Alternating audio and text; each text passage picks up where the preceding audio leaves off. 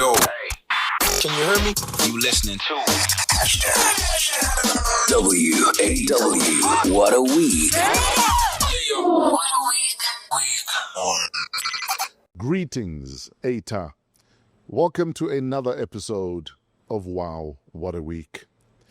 Today's guest is a certified menace to mediocrity. He's a walking punchline, a master storyteller, and the kind of guy who'll roast you, hug you, and have you laughing at your own pain. All in one sentence. He's the king of vintage jackets and coats, the friend zone Hall of Famer, and the comedy prophet himself, actor, comedian, unapologetic storyteller. Next. This is Wow! What a Week. What a Week. Celebrity guest. Celebrity guest. Ladies and gentlemen, boys and girls, he has some of the dopest jackets. He's even wearing a nice pimp-looking coat. Yeah. But because we have a heater next to him, he decided, you guys are not worthy of seeing my coat. Please make some noise for Ntosh Madlingozi. Come on, everybody. Make some noise for Ntosh Madlingozi. Come on, guys. Studio, guys. Studio. Yeah. You know, when you were doing that intro, I'm looking behind. I'm like, who is he talking? Who's he talking about? Is that me? How you doing, brother, man? That was a nice intro. Tata, man. Thank you. Yes, sir. Thanks for joining us. It's my pleasure. You know, I'm breaking my virginity here today. Jeez, okay. I've never done a podcast. Why? Because I'm an artist who concentrates on the art. Oh, yes. Rather than the other noise that comes with the industry. Yes, sir. I concentrate on what I do, and I do it best, and I don't do these kind of things. But when they said it's Tato, I was like, yeah, fuck that. I'm coming here. In fact, the very few interviews you've generally done in your career, I feature quite a few in those interviews. Yeah, if let's say I don't think in the past 21 years, I've done more than 10. Sure. Right? Out of that 10, probably 4 is you. Do I say thank you or do I say pay me, my man? No, you don't have to say thank you. And I remember, I don't know if you remember this. Yes, sir. The first radio interview I did was with you. When you were still... Is that why? You still at Y. I even won something because you had a competition there. It was the Red Coffee. The Red Coffee thing. Red Coffee. 2004. Yes. I think you were part of that Eugene cause. I was a part of that. No, Eugene wasn't there. It was Eugene did the one after me. Yes. It was myself. The one that I won was myself. Thomas Gumede. Ah, yes. Wave and Dawson, may he continue to rest in peace. And Mtuns Indoi. Yes. 2004. I remember that. Jeez. And I don't even drink coffee, and you gave me so much coffee. In fact, we offered him coffee when he comes in. And $4,000. And $4,000. In 2004. What did that $4,000 mean to you at that stage in your career? I think it was my first paying gig. Oh, wow. Well, first 4,000 paying gig. Yes. Because when I started, we used to get 200 here, 400 here, 500 here. The first biggest check that I got from comedy was that. Shit, so my radio show was your first big paycheck? Yeah, that was my first big paycheck of 4,000. Yes, sir. 2004, 21 years ago. Yo. Yeah. Did I not chow that 4,000? I'm sure you did. Oh, man. Let's talk about the journey. Yeah. Like, just take us through this journey. When you look back at the journey, what are you grateful for? What still surprises you? What are you appreciative of? You know, in hindsight, I think I was meant to be an entertainer. Yes. Let me take you back. Sure.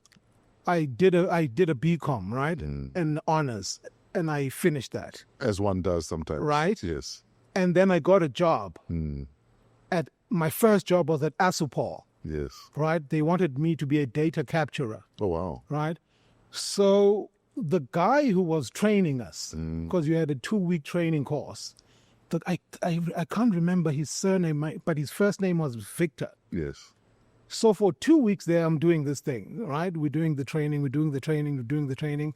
We passed this thing. So this is Asupol before Brahu and all that. Yeah. Way before Brahu. Let's sell it to us. Yeah. Yes. Way before Brahu. This was early 2000. 2000. Yeah, early this 2000. was 2000. Yeah. My first proper job, because before that I had like your holiday jobs. Yes. Victor says to me after giving us the papers, oh, you passed, you got 75%. Okay, cool. That's all I needed, right? Yeah. Cool. And then he calls me to the side and he says to me, you don't belong here. And I'm like, what do you mean? He's like, you don't belong here. Your personality doesn't allow you to be here. You'll be bored within a year. Yeah. You're going to die here. Right? Yeah.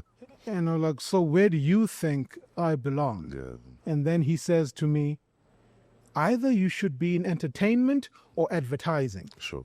That's where your personality belongs. That's how you are wired. Yeah, Yes. that's how you are wired. Here, you're not going to be here.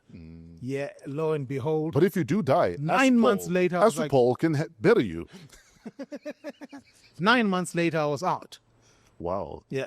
Yeah. I was like, yeah, you know what? I can't do this anymore. When you make a decision like that, because it's a crossroads, I don't care how sure you are of where you're going.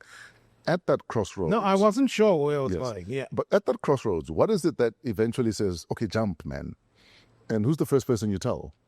Well, funny you should ask. It's one of my closest friends Yeah.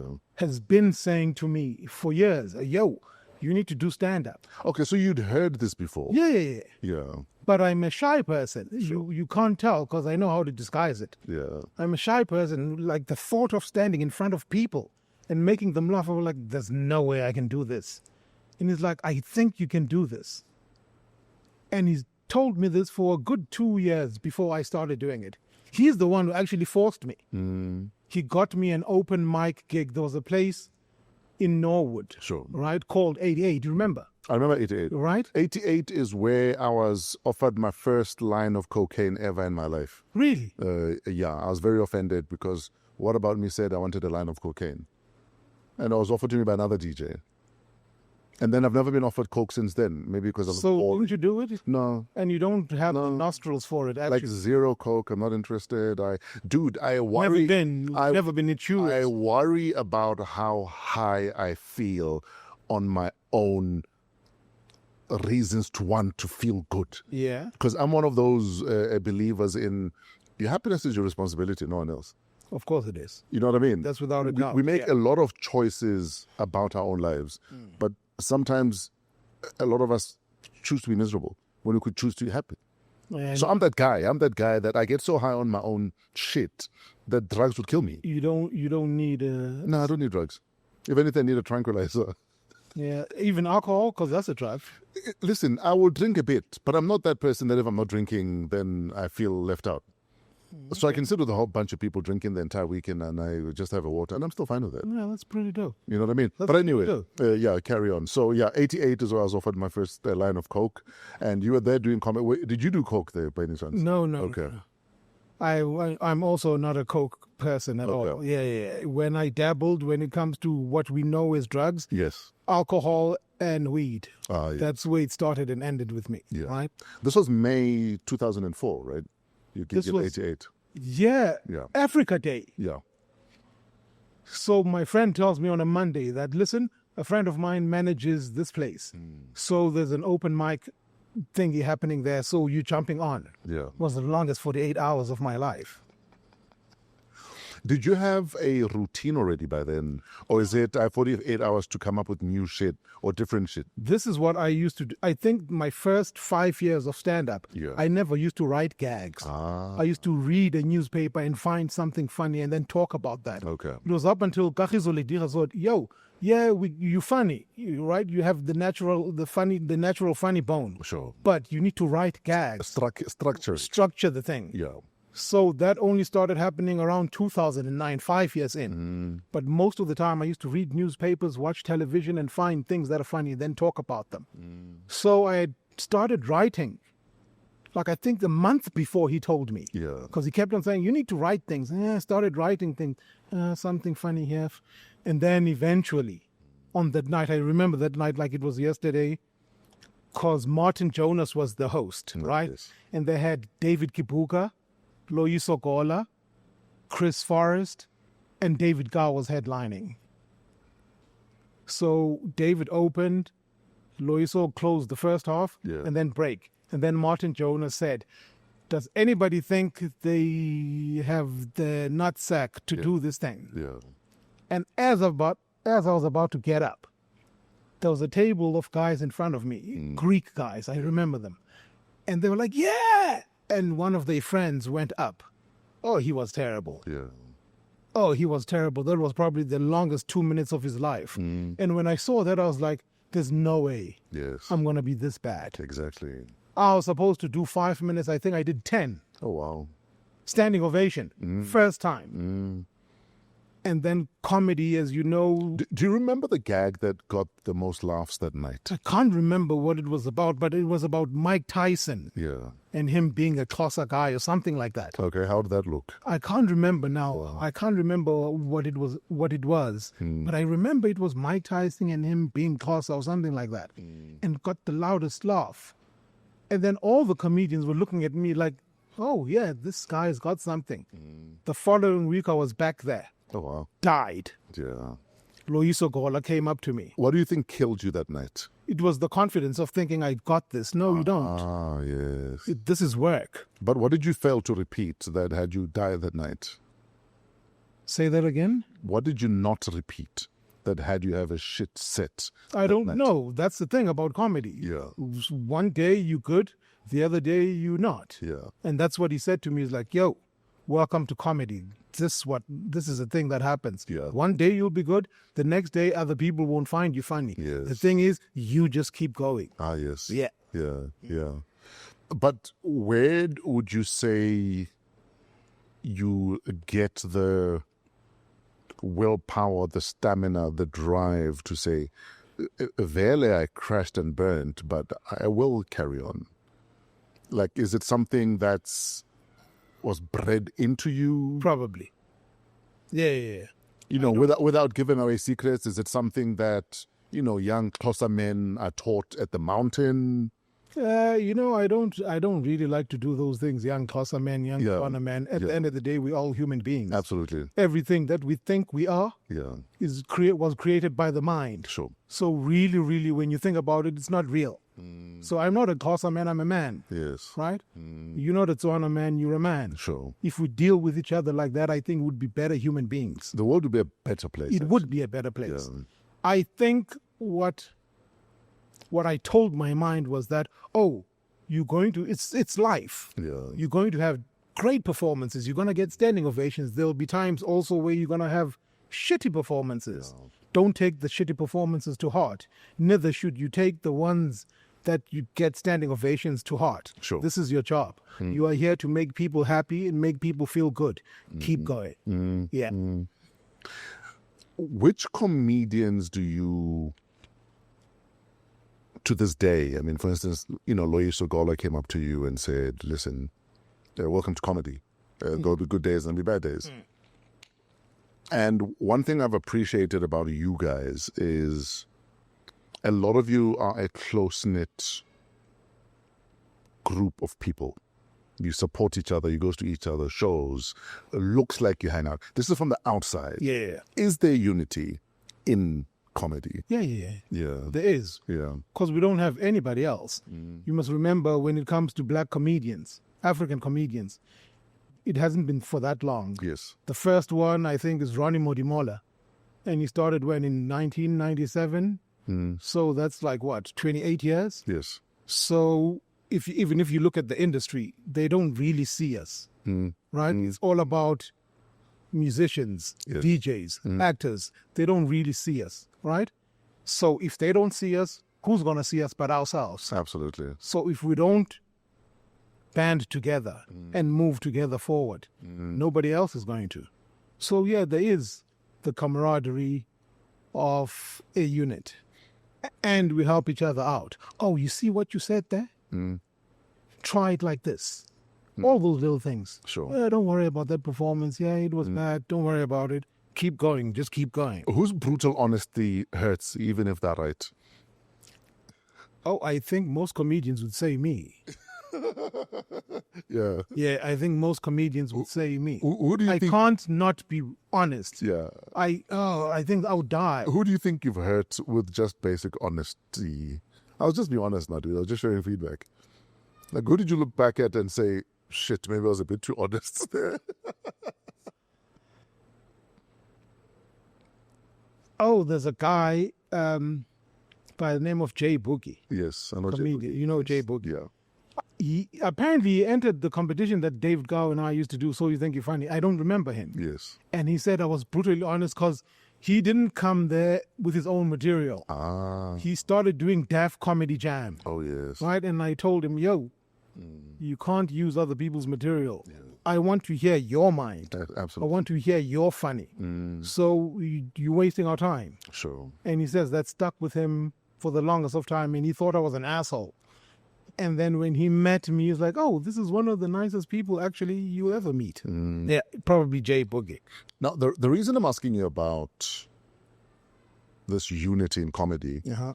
is, but I almost get a sense that there's also a loneliness for some of you when you look at the mental health issues that some comedians speak of Yeah. having to deal with or having to battle.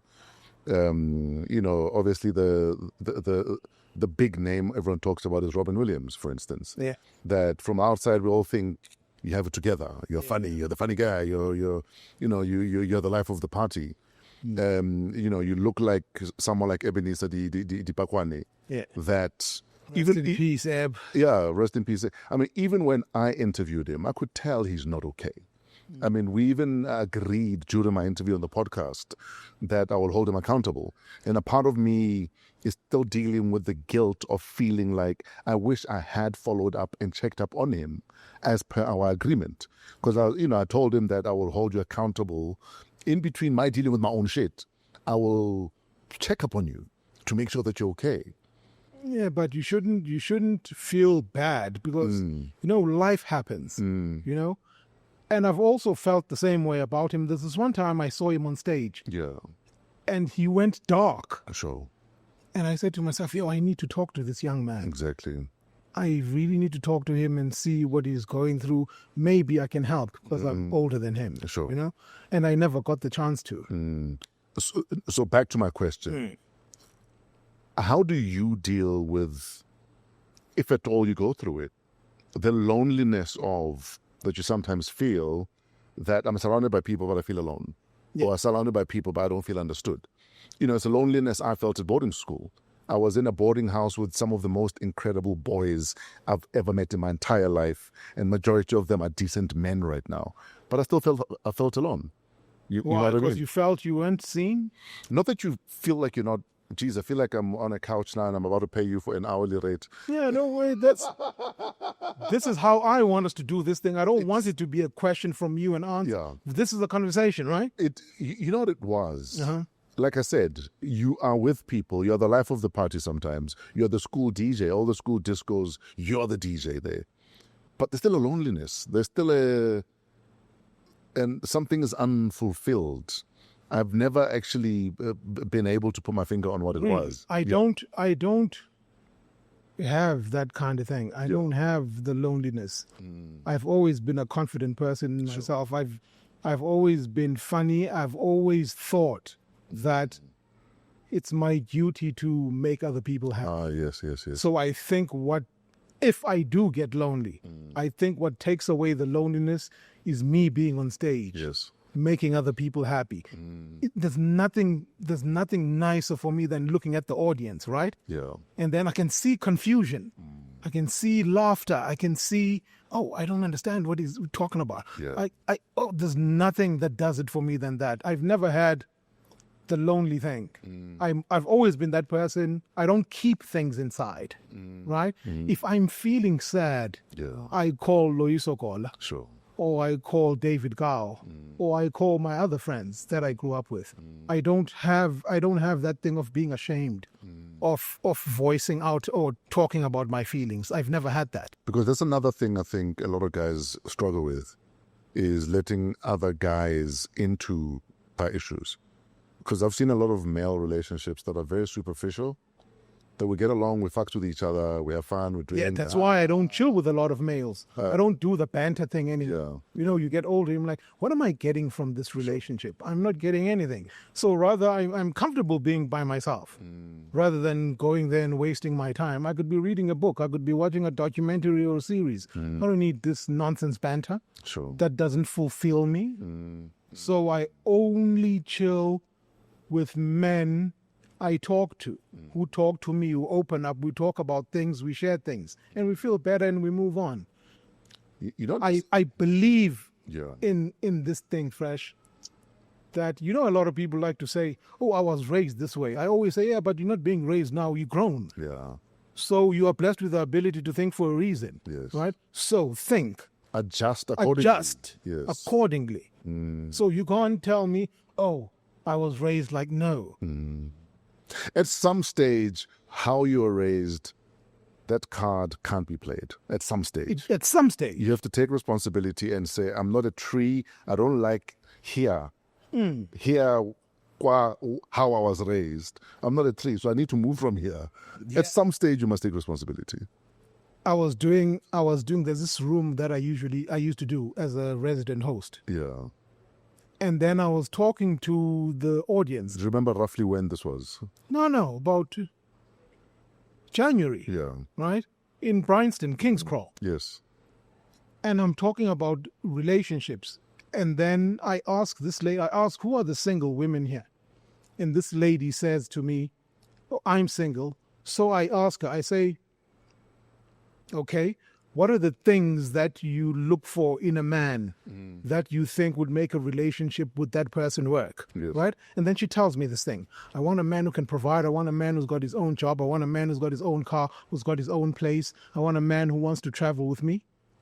And then I say, I think this is the problem that we have, right? Because we always have this blanketed way of doing things. Yes. This is how things should be done. So I ask her, I say, okay, these are the things that you say are the things you want in a man, right?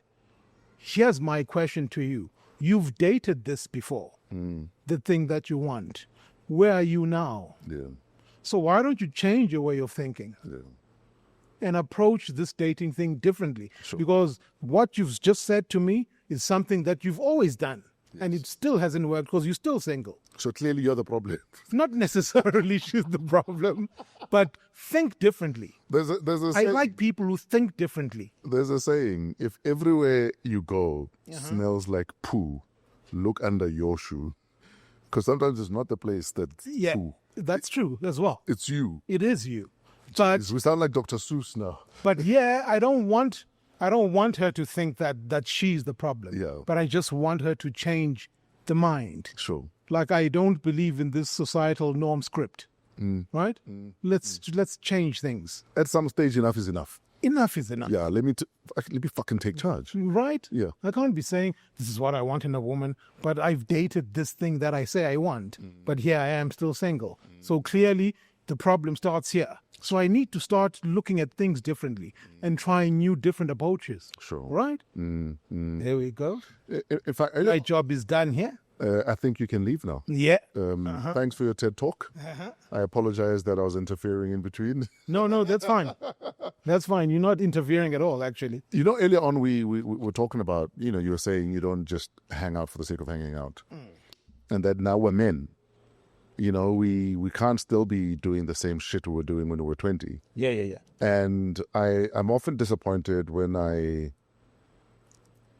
reunite with, you know, friends from high school sometimes or friends from varsity. You know why you're disappointed? Because they haven't learned the new Tato. No, but beyond that. Yeah, they still dealing with the Tato that they knew then. Exactly. That's the old Tato, not this one. But over and above that, what I'm realizing is that sometimes our friendship was perfect for then. Yeah. Because we have not grown beyond then. Yeah. That is why a lot of our conversations are about then. Yeah. Because the men that are now together Yeah. can't relate to each other. Yeah. So they go back to what the boys used to do. Don't you find that tiring? And everything becomes about reminiscing about the boys versus as men now. What the fuck are we doing? Yeah. It is tiring. And I experience that a lot. Same here. Yeah, because a lot of people that I probably haven't seen, because the Ntosh that you see now is not the same Ntosh that you saw 10 years ago. But it's almost not even high school 10 years ago. But it's almost like they expect that one to show up. They do expect that one. Because it's uncomfortable for them to see the growth. Yes.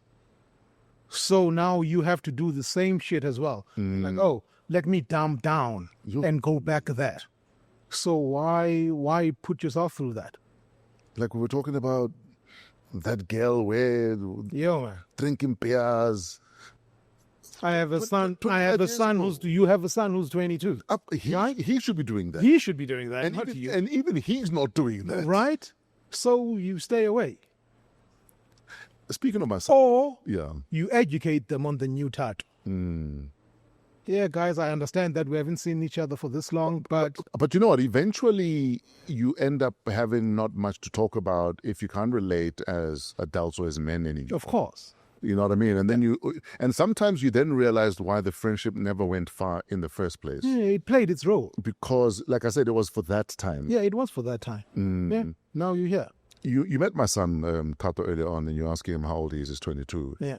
And you're like, you don't. Yeah, it looks like you, but a tinier, a smaller, a slimmer version of the six pack. Yeah. So, guys, he has my six pack. So stop asking about a six pack. No, six packs don't get transferred, Tad. If you want a six pack, you know this for a fact. I know for a fact. I'm telling you, mine was transferred. It was part of. Did you have a six pack 20 years ago? I was growing one, and then my son was like, "Hey, Dad, I'll take that, please." So yeah. You know, people like to think they're just funny here. But you mentioned the fact that you don't have children and you don't want children, or at least not now, or ever. What do you mean not now? I'm asking. Aren't we the same age? Yeah, we're more or less the same age. Right? Yeah. So what do you mean? So I'm born 72. Oh, no, we're not the same age. Yeah. What are you born? You 4 years older. Yeah. Yeah, I'm 49 now. Yeah. Yeah. I was born in 76. So you don't want children? I've never had the need. I've never had the desire to have kids. And you know, as a young person, I used to be quieter. Yeah. Because I always had these thoughts. Sure. And everybody around me didn't. Everybody around me wanted a big house, nice cars, and a wife and kids. And I never wanted this. But I thought, because I'm young, I thought maybe there's something wrong with me. I was going to say, to quote a great Ugandan journalist, are you gay? Why are you gay? Does gay work for you? No, I've just never had the desire to have kids. I've always liked to be spontaneous. Freedom is very important. And when you have a family and kids, you don't have freedom. Life stops being about you. So I think I've always been selfish. So how do you answer that? Because this train always shows up, especially at family gatherings. When are you getting married? When are we having grandchildren? When are we having nieces and nephews? How do you answer that? Because it's inevitable. I'm lucky in that sense, because I don't think... I think my mother knows this. Yes. I've always told her this. Yes. She knows I never get those questions from my mom. When are you getting married? Or those things. She understands her son. Sure. Right? She knows, oh, this guy is a loner.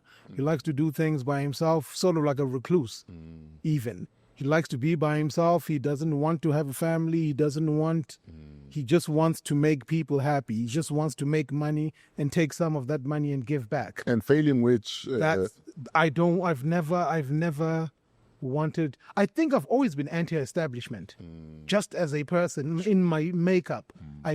Every time, even with... I'm not a religious person. Sure. Like, I remember my great-grandmother taking me to church the first time. I think I must have been 5 or 6. I was like, I don't understand this. Yeah. Also, who's this guy who's so dramatic, annoyingly dramatic here?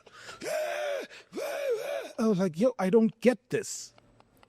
I I really don't get this. From a young age, Yeah. I didn't get church. Yeah. From a young age, and I used to go to church. Yeah. But I was like, I'm going because I'm being forced to be here Yes. by my parents. And why am I wearing this? Right? And I don't understand this. I don't need to read a book to know thou shalt not kill. Right? Yeah, yeah. It's in me. Yes. This thing. Yes. Thou shalt not covet thy wife's neighbor. Yo, but if the wife wants to be coveted, then Yeah. covet. Yeah. Covet. Covet the wife. I mean, my uncle, I was in PE because I'm from PE. Yeah. Yeah. I was there about a month and a half ago, and I was with my uncle, my mom's brother, Sure. and he asked me this question: When are you getting married? Yeah. And I was like, it's not a thing that I think I want to do. It will if it happens. Here's my thing. Yeah. I want to be with a person who has their own life, a lady who has her own life, who's comfortable in her own being, Sure. right? Who has done her things, who works, who do her things. And then if she needs companionship from time to time just to balance her life, that's what I want. The other day I posted a meme that I saw Uh-huh. that... Or do you think that's No, I think... what do you think about that? I'm a strong believer in do whatever the fuck works for you. Right. Whatever makes you happy and comfortable. Yeah. As long as you're not hurting anyone, breaking the law. Right? Or hurting yourself even. Let's give it up for Fresh, everybody. Come on. Come on. Do whatever the... The other day I reposted a meme Yeah. that if you have work to do on yourself, please do it. Because I'm looking for someone who just wants to travel and have fun, right? Simple, Tato. Simple, my brother. Simple.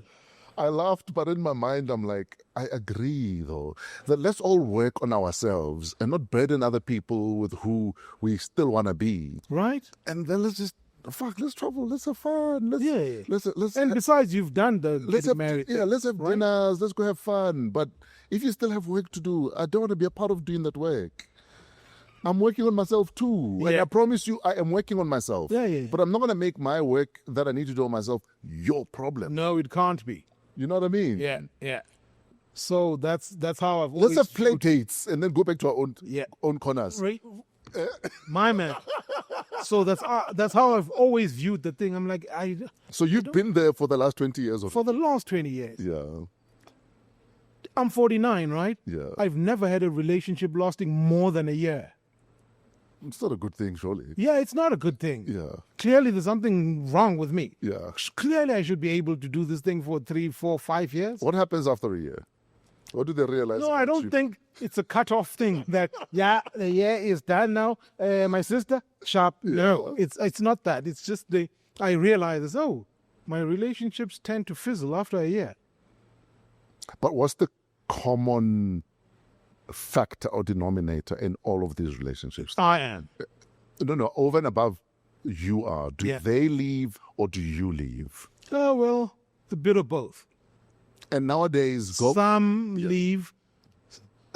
Sometimes I've left. And then others would leave because, you don't want the... yes, you don't want to settle down Yeah, your way. you don't want to do this. Why would I settle down? I want to settle up, Yeah, right? So others are like, that's not what I want to do. sure. I want to have a family. I want to have kids. I'm like, okay. I can't fault you for that. That's what you want. So therefore, let me go. Keep looking. There'll be somebody who thinks like this, right? There's no way I'm the only person in the world out of 7.5 billion people who thinks this way, right? You know the sad thing, unfortunately, especially for, I don't know if it's for black women or for African women or for brown people, and I understand the benefits of the family unit societally. Yeah, we all do. That the role the family unit plays. We all do. But unfortunately also the way getting married, bagging that man, has been treated as some sort of trophy, like it's like some big achievement. I know women that are not interested in marriage, that are often Really? looked down upon by family members. Send some my way. Fresh's female friends who are not interested in getting married, come on. Here's a chocolate boy. So the sad thing is, for a lot of people, that's how you've been conditioned and raised. Yeah. that you ain't shit if you're not married. Yeah. You ain't shit if you don't start a family. So it goes back to what we were talking about earlier on. It's like you constantly need to unlearn things. Yeah. You constantly need to learn new things, right? Take, for example, our phones, right? If you have an iPhone, it works for a while and then it needs to be upgraded. Sure. And if you don't upgrade it, it doesn't function properly. Upgrade the software. Upgrade the Service software. the car. Right. Why are you not doing it for yourself? For yourself. Because we make these things as human beings, right?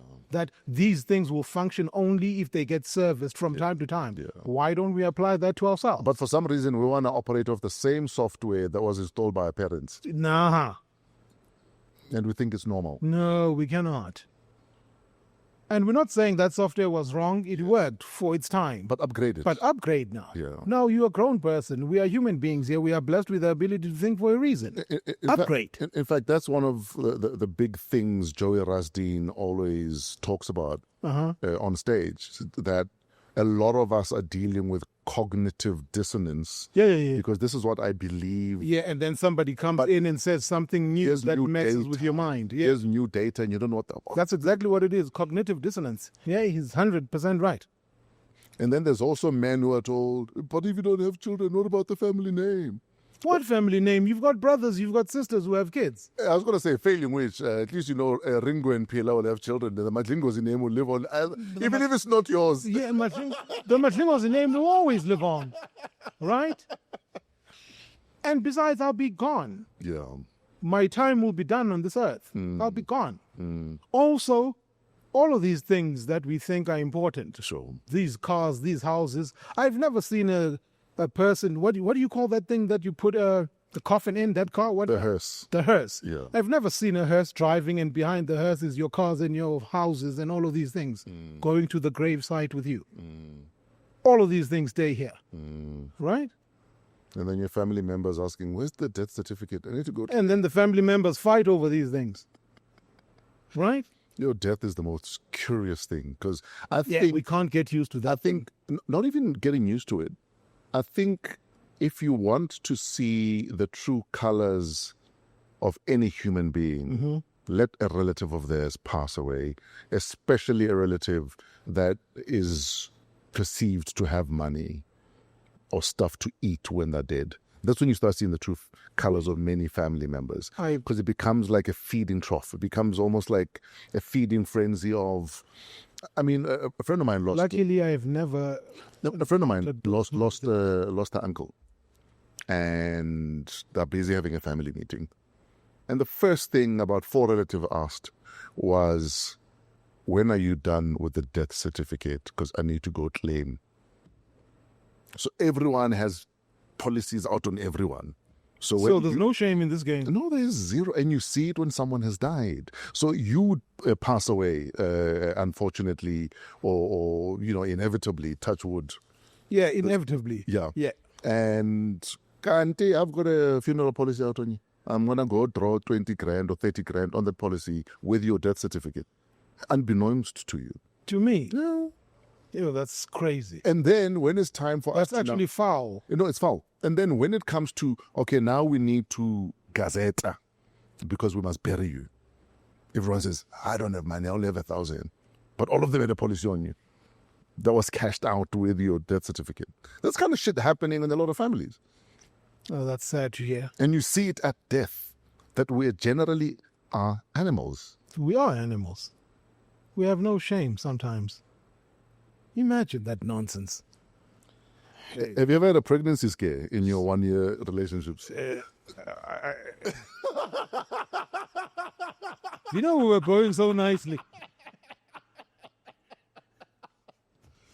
We were going so nicely here, Tato. Next thing, hey, uppercut. Or is it 1-year relationships because of pregnancy scares? Yeah, there's been. Hey, Tato, why are you doing this, man? Oh, we're having a conversation. But remember, to quote you. Yeah, I've had a pregnancy scare. Yeah. I've had 2, actually. And how did that affect the relationship and They ended. and your view on, I don't want to be a father? Yeah, they ended. They ended because I am who I am, I really have never been a person who really wants children. So So how does the conversation go? Get rid of it or I'm gone. no, Or regardless, I'm gone. no, not regardless. I'm gone. It's your body. It's your decision. Yeah. You take the decision. But this is what I think. This is what I want. I want. Ah, so why didn't you pull out? Yeah, but my pull-out game is nice though. What do you mean? Twice it wasn't. No, I'm saying when that's in how many my pull-out game is nice. This happened when about 15 years ago, the first time, and again about 3-4 years ago. Yeah. The first one was miscarriage, and the second one, I said, "Hey, man, it's not a thing that I want to do." I'm sorry I didn't pull out. Yeah, and the pull-out. There was nothing I could do. The pull-out game was very weak, and we decided, Yeah. but I was like, "This is the decision that you must make, because you are going to go through this, not me. Sure. But this is the decision you must make." But it's not like you left many options on the table, though. Yeah, no, there weren't many options. You can keep the child. I'll be present, but just know this is not something that I've dreamt of doing or wanting. And I know some people are like, "Yeah, why are you down now? Why are you walking to town?" Exactly. Hey, man. Hey, man. Yeah, I know. We live and we learn. Sure. You act. Hey, Tato, why are you asking me these questions? Yeah, man. I was like, he's never done a podcast. Let's get as much as we can. In case he doesn't do it hard. It's these kind of things. Oh, but we must talk about these things. Absolutely. We must. You act. Yes, sir. Let's talk about going into that side of your talent. Yeah. When did you decide, okay, let me try this? Because there's a lot of actors who turn down shit until they stop turning it down. And then there's other actors who say, oh, you trust me, let me do it then. I think for me it was always a natural progression. Yeah. From stand-up to acting. And they different things. And stand-up is my, in slang, know how people talk nowadays. Yeah. Stand-up is my wife. Sure. I don't want to say acting is my side, ladies. It's his team. It's your co-wife. Yeah, it's team. It's the sister wife. Yeah, it's because in my stand-up is Makumalo, Sure. and then my acting is the second wife, Mantuli. Mandul. Yeah. What I like about the two things, how the acting is a team. It's like a team sport, right? You need other people in order for the thing to work. You're feeding off each other's energy. Right? Not just the actors, not just the people in front of camera, everybody. Yes. Right? That's what stand-up is different. It's raw. It's just you and the audience. There's nobody else. Yeah. So for me, it was a natural progression. I wanted to try this thing. So I went for a couple of acting lessons. I was like, let me go for 2 months worth of acting lessons. Oh, so you actually made an effort. It wasn't just a... No. I'm here. No, I made an effort. Yeah. I always make an effort when it comes to things that I want to do. Sure. Because I don't want to get into a space with people who've gone to school for this and just come there and say, disrespect them. Right. And say, Ntosh is here. You understand? Yeah. So I can't do that. So I went for acting lessons before I started getting into the thing. Just to understand it. Just to understand the technicality of it. Oh, okay. What would you say you underrated or underestimated the most about acting until you went for these classes and you started acting? It's a lot of work. Yeah. Getting into a character. And staying in character. It's exhausting. That's what I do. Yeah. When I work on something, I stay in character even when I'm home. I only get out of character when I'm done. And how I do that how I break that cycle. I do stand up. So that's how I get out of character. That's how you bring Ntosh back. Ntosh back, I go do stand up. I stay in character the entire time. Which character from which movie or series would you say took the most out of Ntosh, the human? When I played a corrupt priest. Or Ntobeko. Oh, yes. Yeah. That's that, because that one challenged me. Sure. Even the director was like, yo, I know you've got a dark side. Yeah. So Find I want you to tap into that dark side, because most of the things that I do, they involve funny. Yes. Oh, this is natural for me. I get into this. But that particular role was like, no, I want you to find the dark side. So tap into your brain and find that dark side and bring that darkness out. It was exhausting. And how did you debrief at the end of each day? Or did you just stay in character? Or you like... No, I stayed in character. I was there for 3 weeks. My times were 3 weeks. Stayed in character for 3 weeks. I'm like, meanness, asshole to the child. Let me find a pocket in my brain of a man who's terrible, who's a terrible father to their child. Oh, here it is. Found it. Let's go. That was the most exhausting one. Most of the others, they pretty much are parallel to who I am. Is there, by any chance, correlation between when each movie or TV project ended and when each 1-year-old relationship ended? No. That maybe they were like, I've had enough now. This guy's bringing work home. Yeah. Actually, that's interesting, because out of everything that I've done when it comes to television, I don't remember being in a relationship at that particular time. Yeah, I don't remember being in a relationship. And it's a good thing. Why? Because I take my work home. Yes. It's a good thing. You don't need your partner to experience that. Yeah, if you are committed to something, commit. Because when I commit to a role, I commit till the end. And I don't look back. That's how I am. I'm wired funny. Because when I do something, I'm excited when I do it. Yeah. When I'm done, it's done. I'm gone. Next. I don't have that thing of saying, oh man, I wish I had 2 weeks with this production. Yeah. It was great. No, I don't do that. Okay, we're done. We're done. I'm out. Good. I'm the opposite of that, hey? Really? Because I love people and I love to see people happy and I love trying to make connections. I don't always make connections. So I literally will fall in love with a situation immediately.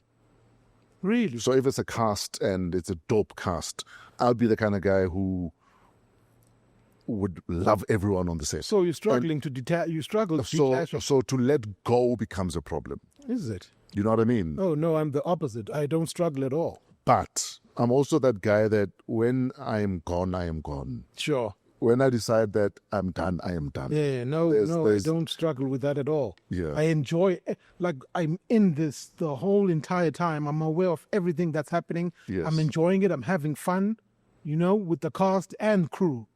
And then when we're done, when we have that party at the end of the last day of shoot, yes, that's it. Guys, it was great working with you. Yeah. Hopefully we'll work on another project. Cool. All right, I'm out. Boom, go. What would mean more to you? A acting award or a comedy award? And why? Neither. I don't really care about awards. The award for me is doing what I love and what I'm good at. Sure. And making a living from that. I'm winning. Sure. Right? I've never cared about, I don't actually think I've ever been to any award ceremony. Whether it's for comedy or whether it's for TV or acting. I've never gone to any awards because for me, this is not a thing. I understand other people like to get recognition from their peers. For me, the recognition that I like is doing the thing that I love. Sure. And making a living from it. That's the thing for me. I've got the same problem. That if I don't have to be at your award ceremony, please let me not come there. Right? I think.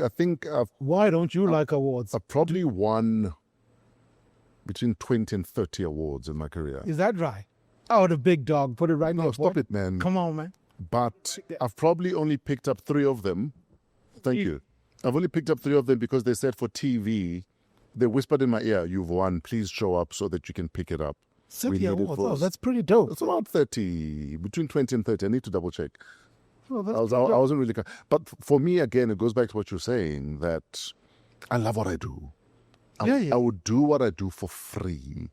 An award is a fucking bonus. But for me, the main prize is, was it impactful? Was it memorable? Right? And even did it change people's lives or perceptions? Hallelujah. If I can tick all of those boxes, fuck your award. Well, let's not be aggressive when I type. No, I'm not being aggressive. Fuck the award. Okay, then. Yeah, because there are other people who like that. Forget the award. Forget the I award. used the wrong F word. I apologize. No, don't apologize. I retract unreservedly. Yeah, don't say fuck the award because other people appreciate those things. It means, But which is things to also them, fine. which is fine. But yeah, no, it's never been a thing at all for me. I don't even dream of it. When you look at Comics Choice Awards, for instance, do you think they give the comedians that win them a leg up in some way? Or do you think it's more symbolic than strategic that you've won an award? I don't know. I think actually it depresses some of them because I think people think that when you win an award, it means That all of a sudden things are going to come. it Your- translates into gigs now. translates to gigs and endorsements, you name it, all these things. And then when you realize, oh no, I'm still doing the stand-up thing. I'm still being seen as a person who's a stand-up comedian before the award. I still kill. I still die on stage. And half of the audience don't even know I won an award. Right? And a lot of them mention this. Yeah. It's the comedians, actually, they always mention it. The ones who win awards, they always, I'm an award-winning comedian. Yeah. Are you funny? I was going to say, but are you funny? Yeah.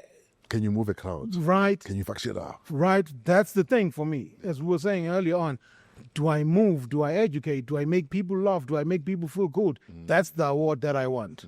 That's it for me. Sure. I don't want to be recognized by other people, nor do I care for it. Sure. I'm winning. What kind of material are you most passionate about? Based on what you've done so far, and possibly mirroring how it impacts your audience. Oh, well, the thing, for me, it's about three things, right? It's about laughter, making people laugh. It's about entertaining. It's about educating. So the material that I do nowadays is talking about things that I find, talking about me, really. Like, for an example, I have this thing that I do, this hour that I have called Sober Sex. Yes. Right? It was me having sex sober for the first time. Because I used to drink. I stopped drinking when I turned 40. Okay. Right? And I used to drink and I thought to myself, So you've been drinking for a very long time? yeah, for a very long time. Yeah. So, and I said, and I realized, wait a minute, man. Most of the times when you've had sex, you were drinking. Not necessarily drunk, Sure. but you had been drinking. Sure. And now, for the first time, you're having sober sex. So I write about these kind of things that I go through as a person. So what did and you- then I share with these things with the people. So what did you go through as someone who'd been drinking for almost 20 years, and all of a sudden now must have sober sex? A friend of mine went into rehab because he'd been drinking a lot. Yeah, I was also a heavy drinker, fresh. He went for rehab. I think he was gone for almost 3 months. And, Oh, no, and the first thing he complained about when he came from rehab is, fuck, now I need to try sober sex. Yeah, it's different. Yeah, it's different because you know the drinking sex. That sex is nice. Uh-huh. Yeah, you know that sex is nice. Tell us more. I am not going to tell you more. It's nice and sensual. And then now you sober. Now you see yourself. You see Now yourself. you look in the mirror, it's like, oh, I look like that. I look like this. I don't. Hey, I. Why do these women agree to sleep with this man? But for me, I went cold turkey. Yeah. Because I think as a person, I've got great resolve, you know. Sure. Because I looked at my life, I was like, yo, you're wasting time. And because when you drink and you get drunk and you drink a lot, Yeah. you invent problems for yourself. Sure. Right? And I was like, yo, I'm inventing problems for myself. And if I don't stop, one of these bullets that I've been missing Sure. is definitely going to hit. Absolutely. Cold turkey. What bullets were you missing? You know, man. You drink and you drive. You can drink. So basically, irresponsible shit you get drunk. Yeah, when you're drunk, you can hit a person. Yeah, next thing you know, you're in prison for culpable homicide, right? So if I don't stop, because this is the problem here. It's not an if. It's when the tragedy happens. When it happens, because it's going to happen. Yeah. Because it's guaranteed. When you drink and you're reckless, Yeah. you invent problems for yourself. It's like second nature to drinking, inventing problems for yourself. Absolutely. Right? You might not even pull out. If yeah, even with that, even with sex, you have unprotected sex. You have sex with people you don't even know. You're reckless. You're very reckless. So I was like, you know what? I'm done. Yeah. And this is when, just after my 40th birthday, actually, I was like, yo, if I'm blessed with another 40 years, I don't want it to be like the first 40. Let me become a better human being for myself and for people around me. So does sober sex get better? Yeah, it does. Yeah, I know it does. Yeah, but the first time is cringe. You're like, hey, yeah. But after that, yeah. It's like, who is this person? Oh, yeah. I know after that. Oh, yeah. Yeah. Oh, yeah. Daddy got it. Oh, yeah. Please don't do this. Daddy got it. I'm feeling very uneasy, right? No, I'm not going to try and have sex with you, Fresh. No, but I'm just wondering about people who are watching this. We also have children who... Do kids watch this? It's the weirdest shit, my kids' fan base. It's the weirdest shit. Really? It's the weirdest shit. Yeah. The other day... Oh, doesn't this play like in the evenings? I thought this was the it's on YouTube. Poo. Yeah, then why are you asking me about my pull-out game? Then you start to... But no, now don't tend the thing. The other day, took my boy for a soccer tournament. He's like 10. How many kids do you have? All of them. Oh, no. All the ones you're not having, I had them. You look good for a 53-year-old. Yeah, 52. 52. 53 soon, yeah. For turning No, hell yeah. And you're taking good care of yourself. That's good. I always say to people, I will never look like my problems. I will never look like my issues. I will never look like my age. That's dope. Yeah, because the 53 of the 80s doesn't look like this. No. Right? Nothing. They don't. Yeah, that's dope. That's very good. Thank you very much. Yeah, that's good. You don't look like... If you said to me you're 47, I'd believe you. Yeah. So maybe I should start pushing that, ne? No, don't push it. You're fine. You must own your age. It's good. It's a blessing. But also, like... That's why I sometimes feel sorry for even athletes that have to have soccer ages. Yeah. I love my age, man. Yeah. You know what I mean? I love my age, and I embrace my age. Look at it this way. I'm still trying to understand how there's people in the early 20s in your DMs thinking that let's hook up. Yeah, no, It's to tell you the honest truth, it is the weirdest shit ever. Yeah, but it's before I answer that, it is a blessing, this thing, because there are people that we know who died when they were young. Yeah. Right? So to be 52 and still here, that's a blessing. That in itself is... That's a blessing. That's a lottery win. Right? Go back to the DM thing. I have a rule. I don't date anybody less than 38. Because if you're 24, that means you're 25 years younger than me. I can be your dad. Sure. And also, what are we talking about? What are we talking about? We're different people. We don't view the world the same. Right? I don't understand that. I honestly believe, well, this is my opinion. People who are at our age, 49 to 53, 52, if you date a 22-year-old, that means you want to control them. You want to control the relationship. Because this person is like, they're old enough to be your child. It's like dating your child. Why would I date a 22-year-old? I'm not saying you shouldn't, because according to the world, they're adults. What if she's 30 and she's well-read and mature and works? Yeah. She's 30, Fondine. Yeah. She's 30. Didn't I just say to you 38 and above? But I need to checking here the algorithm. No, there's no algorithm. Yeah. 38 and above. Yeah. I don't date a 30-year-old. No, I wouldn't date a 30-year-old. Are you dating now? Or is it a year now? Well, It's been a year. Oh, it's been a year. well, I'm nibbling. No, I'm not. No, I can't. I can't. I am not. I'm playing. I'm not nibbling. No, I haven't been in a relationship in 2 years. Sure. Yeah. How did those influence your comedy output or your comedic output on stage? What Your relationships? yeah. Yeah, they make me softer. Sure. Relationships are. Don't get me. People might think, oh, this guy doesn't like relationships. Relationships are great. Sure. Two minds are better than one. When you're in a relationship, you learn about yourself. You learn things about yourself, right? How to improve, how to change, They're great. I remember Kate. You saw Kate Goliath when she was here, right? She came to me after I was like, oh, I can tell you dating. Yeah.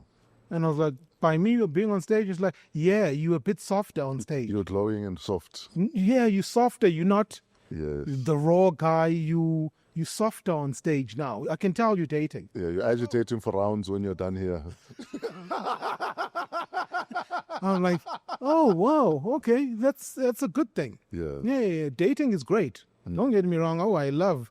Well, let me not say I love. It's nice to be in a relationship. Sure. It really is. You are on stage for Jokes in July. Yes, sir. You're not dating. Couple of things. So on should stage are. so should we expect for Jokes in July? Oh no, just cause I'm not dating does not mean I go to Okay. those settings. Okay. No, I continue with the softer, nicer me person. Looking. Yeah. Have you ever found love in a crowd? No. Explain more. When you say love in a crowd, what do you mean? She was in the audience, and before you knew it, you guys were dating. No. No. So typically, where do you meet your people? Well, Yeah. everywhere, man. Yeah. DMs. Yeah. I mean, life has made things easier for us now to talk to people. Go into the DM, then talk to the person, and see if you can have a date with them. Can I tell you my issue with But- DMs? I don't think though. No, but it's not random DMs. Sure. It's you specific, Absolutely. and you know this person. Can I tell you my? Oh, you are familiar with them. Yeah. Right. But if you know them and you have their number, you hit them up. Yo, would you like to have coffee or something? And then take it from there. Can I tell you my issue with generally social media, Yes. but DMs and even WhatsApp? I feel they have made us lazy partners in relationships. Yeah, that's funny you should say that. I have a gag that talks about this thing. And the fact that it's almost because we're chatting on WhatsApp, you think that's enough for your relationship.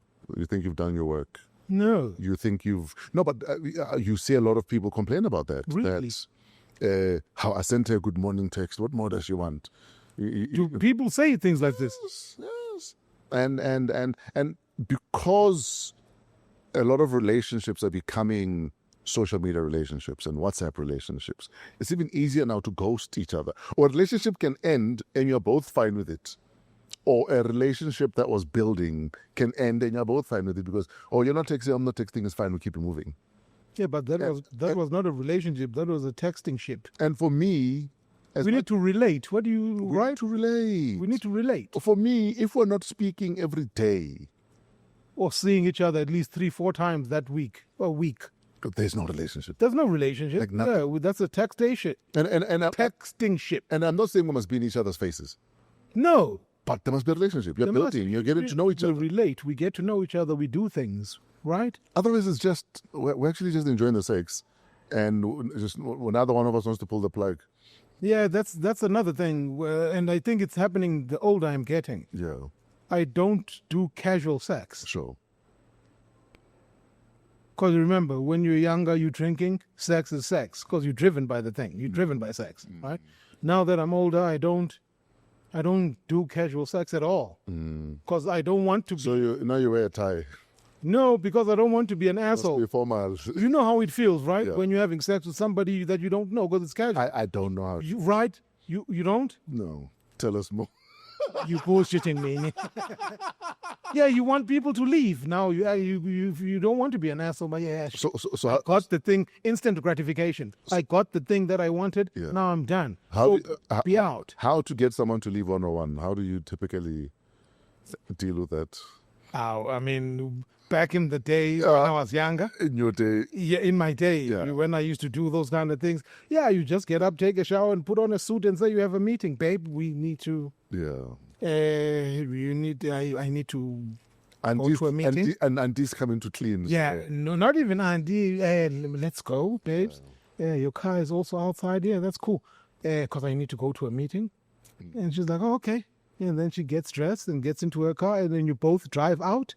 And then when she drives out, you go, you see, oh, she's got into the highway. You turn right around. Yeah. You go back, take off your suit, get into bed. Fuck off. Are you for real? Yeah. I know people who've done that. No.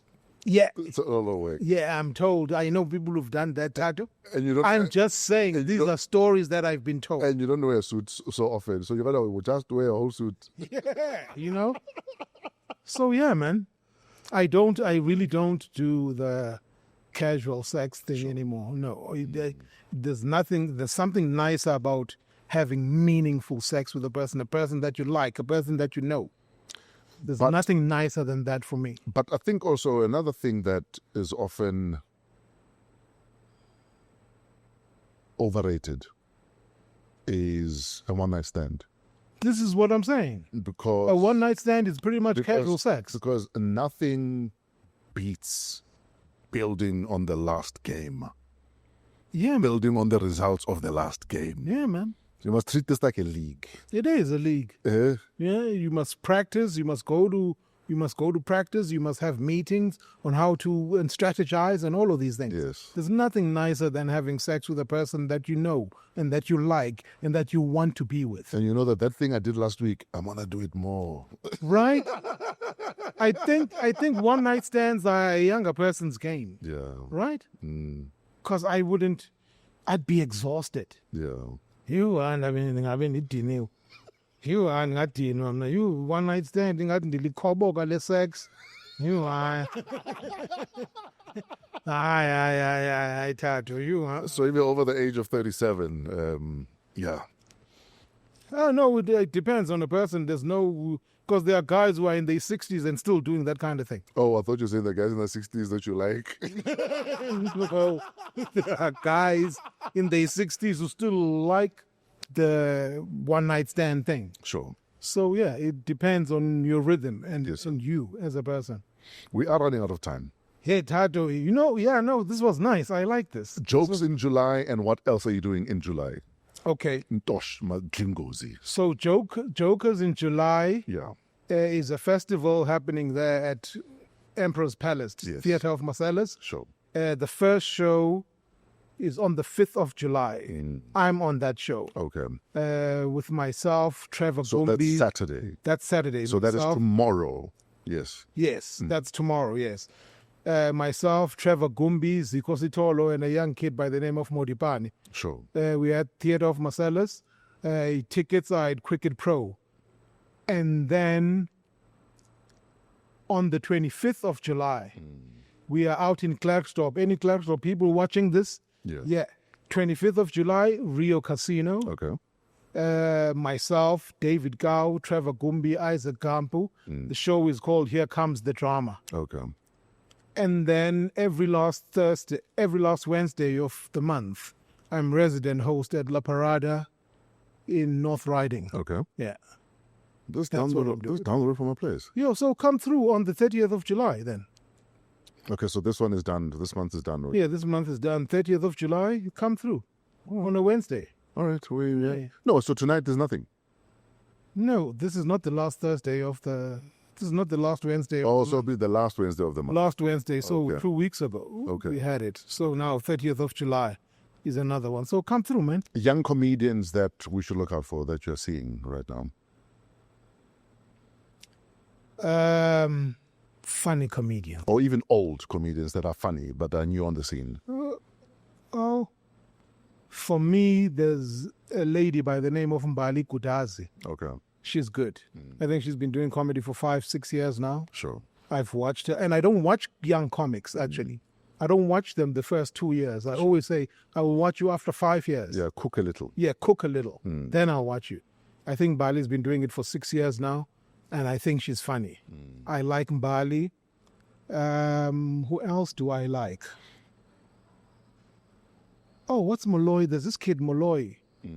His surname is Molloy. Kabani. Okay. I've seen him. I think he's been doing it for 4 years now. You know, when you look at a kid and like, you have something. Yes. You've got the thing. Kabani Molloy is also quite decent. I like him. There's lots of young comics. There's Ray Duploy. Yeah, those are the three I can think of right now. So Bali Gudazi, Ray Duploy, and Kabani Molloy. we're going to the Comedy World Cup. And you are... I like this question. I don't know what it is, but I think I like this question. We're going to the Comedy World Cup. Yes, sir. And you've been tasked with, you're the manager, coach, Yeah. and the Shifu, the master Okay. of Team SA. Yes. Which 5 comedians are in your team to represent South Africa at the Comedy World Cup? David Gao. Because the cup must come home. The cup must come home. Yeah. I'm taking David Gao. I'm taking Isaac Gamble. Okay. I'm taking Trevor Gombi. Mm-hmm. I'm taking Celeste Nduli. Mm-hmm. The 5th one. There can only be one. So that's 4, right? Yes, sir. So I need one more. Mm-hmm.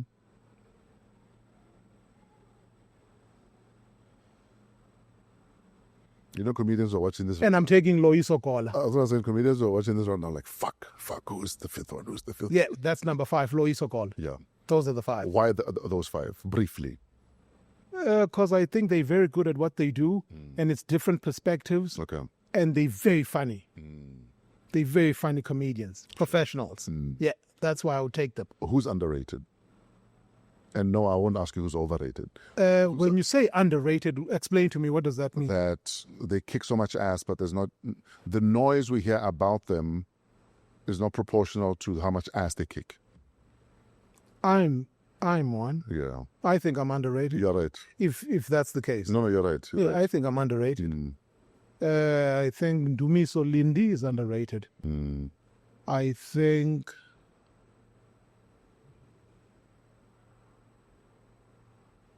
even Loiso Kola, even though he does very well, I still think he's underrated. I think we're sleeping on Loy here. Yeah, man. And the Loy that went overseas and has been doing gigs is a more refined comedian. I think he's still underrated. I'm like, yo, His comedic timing has become legendary. he's fucking fantastic. Yeah. I think Loy should be selling out Sunbet Arena. Yes. Easy. Yes. I think he's underrated as well. Maybe I should ask who's overrated. Who's overrated? Yeah. I don't think anybody's overrated. I think even when you see the popular guys now, they've put in the work, Sure. right? There's nobody. It's not noise over nothing. Yeah, it's not noise over nothing. These are great guys and women who are the popular ones. They've put in the work. Yeah. There's no. I don't think there's anybody that's overrated actually. Because if there was, I would say Sure. it's people who've put in the work. They deserve to be there. Yeah, without a doubt. When you started your comedy career, like you said, you used to read newspapers, find a story, and that was your set for that night or that day. Yeah, because I was young. It would be 5-minute sets, 10 minutes. Yeah. Now you're more intentional. You're writing and you're writing. Yes, sir. But what in the news is comedy gold right now? Oh, you see, then because I don't do that kind of comedy anymore. As I said, like it's all about observations. But what are you seeing in the news or hearing in the news that old Ntosh would have jumped onto? That that's the thing, Tatu, man. I don't really watch news nowadays. Like I watch news sporadically. So you want to date a 37-year-old I but don't watch news? But I don't watch news because it depresses me. Okay. Because every time I switch on and I watch a news channel, there's nothing nice being said. Yeah. Everything is sad. Yeah. Everything is. I'm like, yo, There's nothing nice happening. Floods, GBV, Everything. Palestinians being genocided. Everything. I'm like, there's nothing nice about this thing. No, I don't watch news at all. But if I can think of one thing in the news, I can't. I'm sorry. Oh, I would have had a nice goal, though, when Jacob Zuma was still in power. Was he comedy? He was like- proper comedy gold. Yeah. But I didn't touch it because there are comedians who do current affairs fantastic. Oh, yeah. David yes. Gow. And Yes, Musa. you would have seemed like you're jumping on that band. Right? Yes. There are people who do that very well. Yeah. So, no, yeah. Tato, this is nice. This was nice, man. I was going to say, but we have to get rid of you now because time is gone. Yeah, no, this was very nice. Well, I'm glad you enjoyed it. I'm glad you agreed. Thank you for having me. Because you never do this. I never do it at all. Yeah. I think maybe I should do more of these. I think you should. Once in a while, I should come out and do. Just share your thoughts in your mind. Yes, sir. Yes, sir. This was nice. You are great at what you do. You are a very good interviewer. Thank you, Ntosh. If you make a person comfortable, because I wasn't holding back. Yes, sir. Yeah, and then you had to fucking hit me with the uppercut there, of me downing. Hey, Oh, but that's yeah. the art of war. Hey, Let yeah. them get comfortable and then say, "Oh, is that your jugular there?" And then we were going nice. You know, I was even relaxing. I'm like, yeah, Tato and I are doing this thing. That next thing, yeah, pregnancy. Hey, pregnancy. When you say pregnancy, it's good. You know, when you hit a person in the head, Yeah. When you say, when please, after certain question, exactly what do you mean? when you say pregnancy scare, the voice even changes. Become a politician. And the When you say accent- even the accent, yeah. yeah. When you say Tato, what do you mean when you say Yeah. um, In pregnancy, pregnancy how? scare? Pregnancy how? Yeah. As a matter of fact, no. Man. Pregnancy scare. My dude, I've known you for 22 years now. Yes, sir. And I agree that you're underrated. I think you kick ass. I think you're a funny guy. And to watch your evolution has also been quite something to behold. Thank you, sir. Because a lot of people get caught up in the past glory when it's time to upgrade. Yeah. When it's time to find a new shtick. A lot of people stay here because it worked. But everyone else is here now. I think what has worked for me is that my career has never skyrocketed. Yes. It's always been Constant. constant, Yes. right? I think that's the thing that works for me. And that's the secret to longevity in a lot of things. I think so too. And I've said it before in this podcast that we had a conversation with Oskido, that I've known Oskido since 1992. Oh, wow. And we've been DJing alongside each other at different points in our careers 33 years. Oh, wow. since That's a lot. 1992. So you guys were still teenagers? No. No, I was at You were like 19, I was 19. Yeah. He was just like, he was in probably 20s. 29, No, about 24, 5. 25. Okay. And I was telling him that one of the reasons we're still doing this is because we've never chased to number one. Yeah. We've chased consistency. Again, I say, be impactful, be memorable. Yes, sir. And whatever industry you're in will always call you back. Even when you want to retire, Yeah. they'll keep saying, no, but we're not done with you. Yeah. So chase that. Don't chase number one. Number one happens as a consequence of. Yes, sir. But it mustn't Consistency. be, I am wanting to be number one. No, Because then you're losing focus. lose focus very quickly. Just kick ass. Yeah. Again, it's another, I want to quote myself. If you kick enough ass, what you do will kick ass for you when you're not in the room. Just kick ass. Amen. Just kick ass. That's all. Ntosh, Thank you, sir. love and respect, my dude. My neck. Yes, sir. We'll see you again soon. Yes, you will. Jokers in July this weekend at Theatre of Marcellus. Yeah, at Emperor's Palace. Please get your tickets at Ticket Pro. And we're done. Ntosh Madlingozi is about to leave the building. And no, he's not related to Ringo. Or are you? Yeah, I think you are related. Or are you related? Yeah. Our great-grandparents were... Oh, shit. Our great-grandfathers were siblings. Oh, that is so dope. Yeah. That is so dope. Yeah.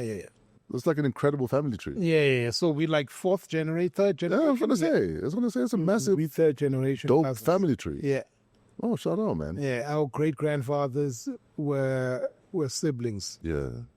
from Ngusho, Yes, sir. Epedi, Chichaba. I know Paddy, yes. Yeah. You know how I ended up going to Paddy? How? Because I used to watch, it was a cha-cha. Cha-cha. Was it It was cha-cha, yeah. Back in the late 90s. And I remember I was booked in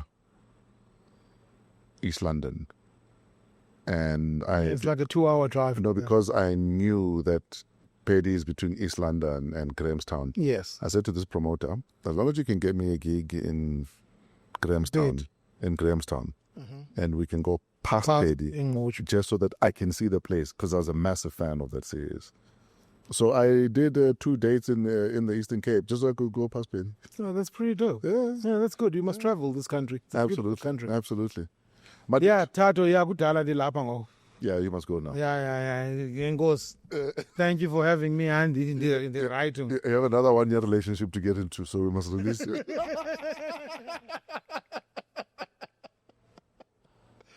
Ladies and gentlemen, Ntosh Madlingozi Come on, let's give it up. is about to leave the building.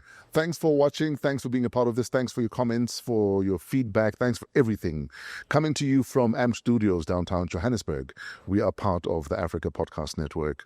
Shout out to Trevor and Pezulu Works for the cinematography, YBF for all of our social media, Lati for additional production, and our executive producer, Keletso Modisa Game. But most importantly, shout out to you for being a part of this and allowing us into your lives for just over an hour. Till next week, have a wow week in spite of yourselves. We're out of here.